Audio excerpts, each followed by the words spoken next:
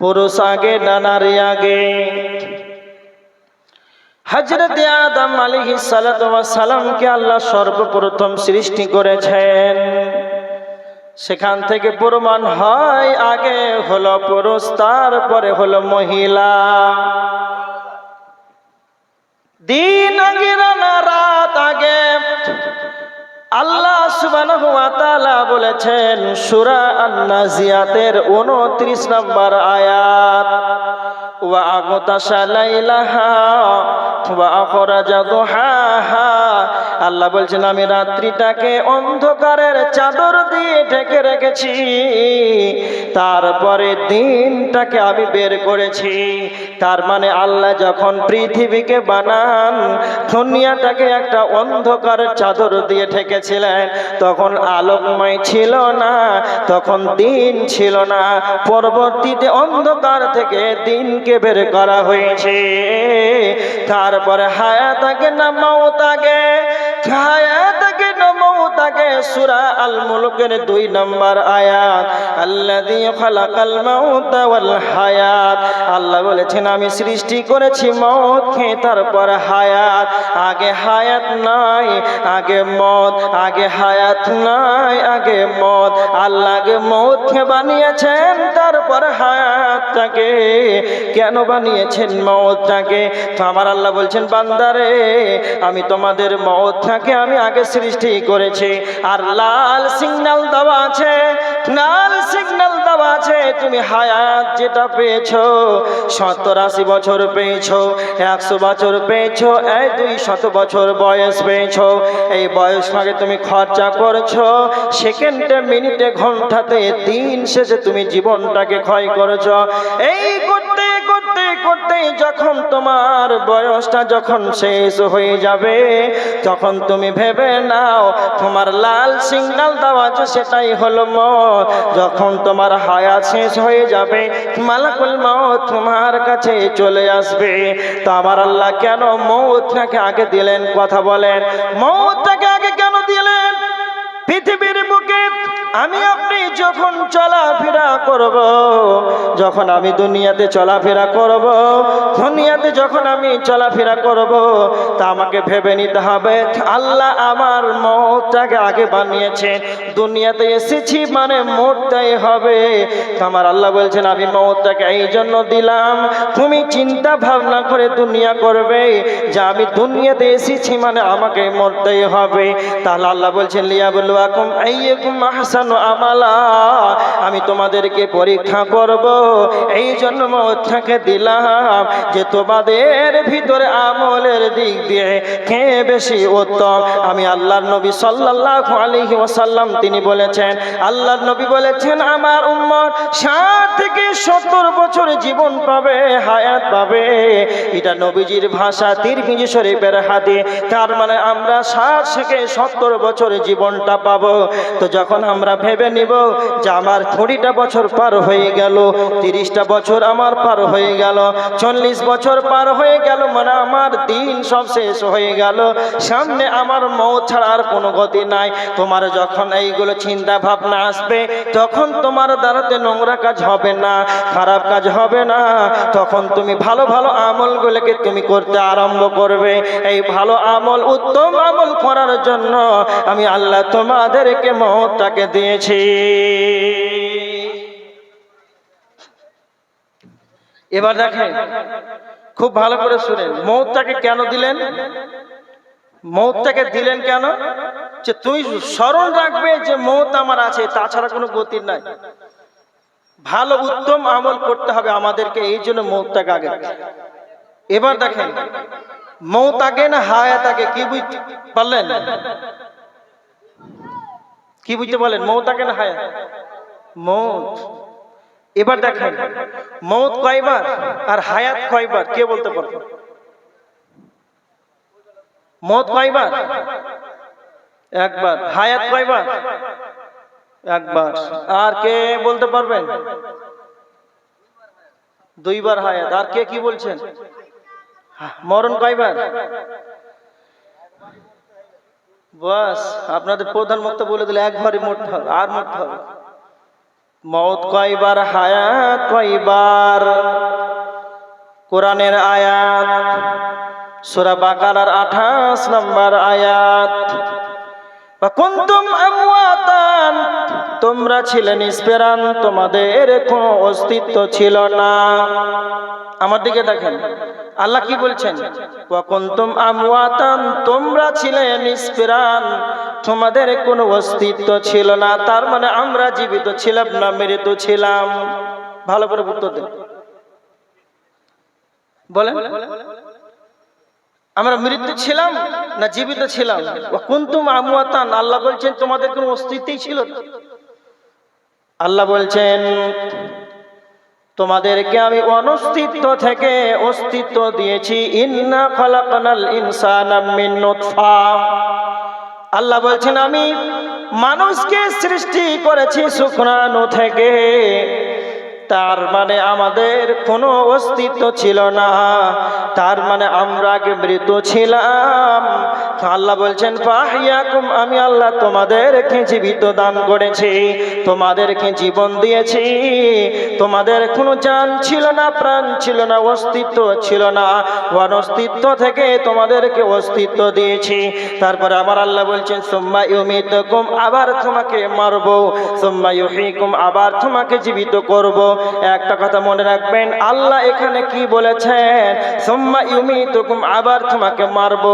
তার মানে আমরা আগে যেরকম মৃত ছিলাম, আল্লাহ আমাদেরকে আবার মারবেন। তার মানে আগে আমরা মৃত ছিলাম, একবার মৃত, আবার আমাদেরকে মারবেন আর একবার মৃত, তার মানে দুইবার মৃত। এখন আমরা হায়াত পেয়েছি, আমরা হলাম জীবিত, আর আল্লাহ আমাদেরকে মারবেন, আর মারার পর আবার আল্লাহ আমাদেরকে জীবিত করবেন। তার মানে কি বুঝতে পারলেন? এখন আমরা হায়াত পেয়েছি, জীবন পেয়েছি, এটা একটা জীবন, এটা হলো একটা হায়াত, এটা হলো এক। আমরা মরে যাব, আল্লাহ আমাদেরকে আবার জীবিত করবেন। মওত হলো দুইবার, আর হায়াত হলো দুইবার। কেমন করে? একটা কথা শোনেন, মওত যে দুইবার আর হায়াত যে দুইবার, এটা খুব সহজে আপনাকে বুঝিয়ে দিচ্ছি। কোরআনের আয়াত সুম্মা ইউমিতুকুম, এই ভাষাটা বুঝেন। সুম্মা ইউমিতুকুম, আল্লাহ বলছেন আবার তোমাকে মারবো। এখানে একটা চেয়ারে ছেলে বসে আছে, যখন আমি স্টেজে উঠলাম, ওই ছেলেটাকে আমি বলি, এই বেয়াদব, তোমার আব্বার বয়সের মানুষ, দাদার বয়সের মানুষ, বুড়া মানুষ নিচে বসে আছে, তুমি অবদর মতন পা ঝোঁকাচ্ছি, চেয়ারে বসে আছে। তখন চট করে নেবে নিচে বসে গেল। খুব ভালো করে শুনুন, নিচে বসে গেল। আমি জলসা করতে আরম্ভ করলাম, জলসা করতে করতে আধা ঘন্টা পার হয়েছে, ওই ছেলেটা দেখছি চেয়ারে উঠে গেছে, মানে যেই রকম চেয়ারে ছিল আবার চেয়ারে বসে গিয়েছে। তো আমি তখন তাকে বলছি, এই আবার, খুব ভালো করে শুনেন, তা আমি তাকে প্রথমবার আবার বলেছিলাম না দ্বিতীয়বার? খুব ভালো করে ভেবে উত্তর দেন। আমি আবারটা কখন বললাম? দ্বিতীয়বার। আমি যখন তাকে বললাম যে আবার, তখন তার মানে সে তার আগে চেয়ারে বসেছিল। বুঝতে পেরেছেন? তো আল্লাহ বলছেন সুম্মা ইউমিতুকুম, আবার তোমাকে মারবো। আবার কখন ব্যবহার করা হয়? তার মানে আগে মৃত ছিলাম। আল্লাহ বলছেন সুম্মা ইউহয়িকুম, আবার তোমাকে জীবিত করা হবে। তার মানে মওতের আগে আমরা জীবিত ছিলাম। হাসরের ময়দান আমরা এখন বর্তমান জীবিত আছি, আমরা মরে যাব, আবার আমাদেরকে জীবিত করা হবে। সুম্মা মানে কি? আবার। আবার মানে কি? আগে একবার এরকম ছিল। বুঝতে পেরেছেন না? আর বুঝাতে হবে? বুঝতে পেরেছেন? তাহলে মওত কয়বার আর হায়াত কয়বার? কথা বলেন। দুইবার। আর একটা প্রমাণ দিচ্ছি, সূরা আল মুমিন 11 নম্বর আয়াত। কিয়ামতের ময়দানে বেঈমান কাফের অস্বীকারীরা আল্লাহকে গিয়ে বলবে, হে আমাদের রব, রব্বানা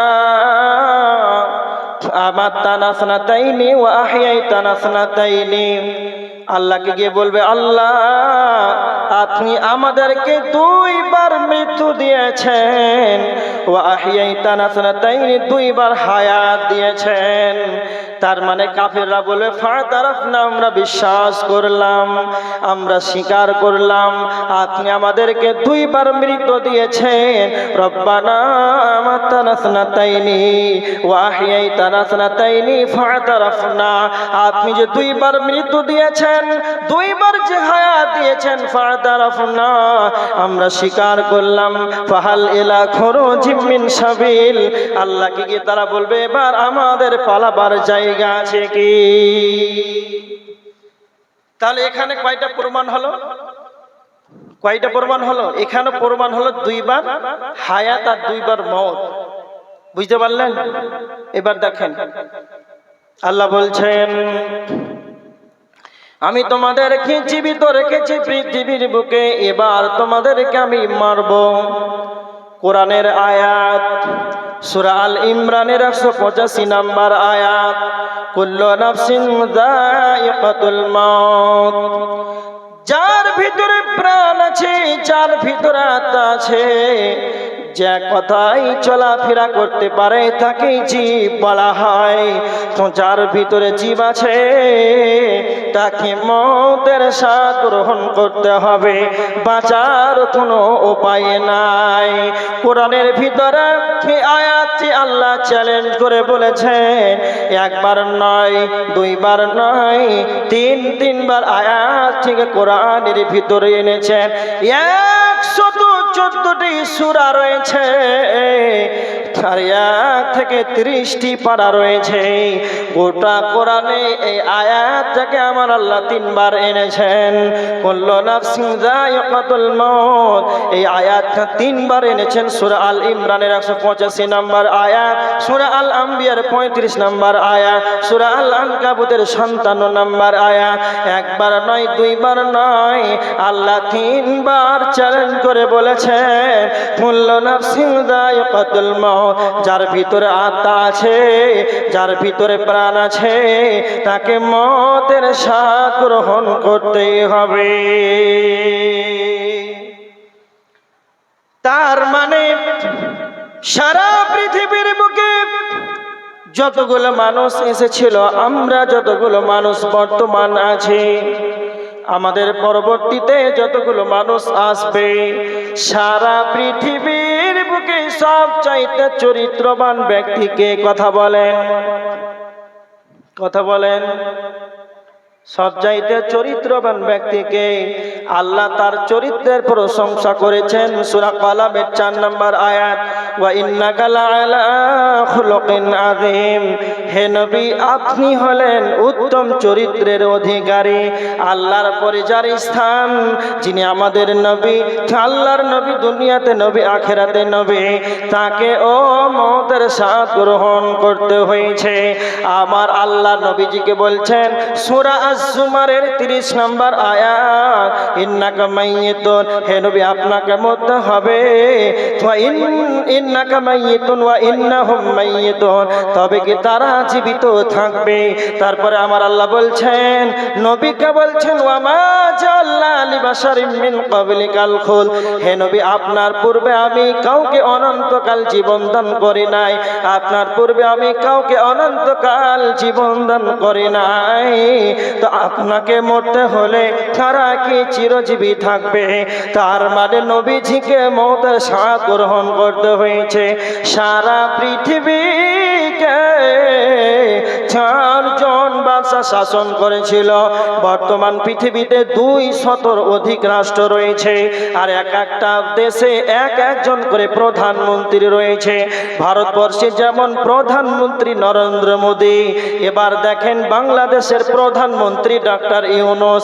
তার মানে যেরকম করে পৃথিবীতে এক একটা দেশে এক একটা প্রধানমন্ত্রী রয়েছে, এমন একটা সময় গিয়েছে, এমন একটা যুগ গিয়েছে যে সারা পৃথিবীকে পৃথিবীকে চারজন বাদশাহ শাসন করেছিল।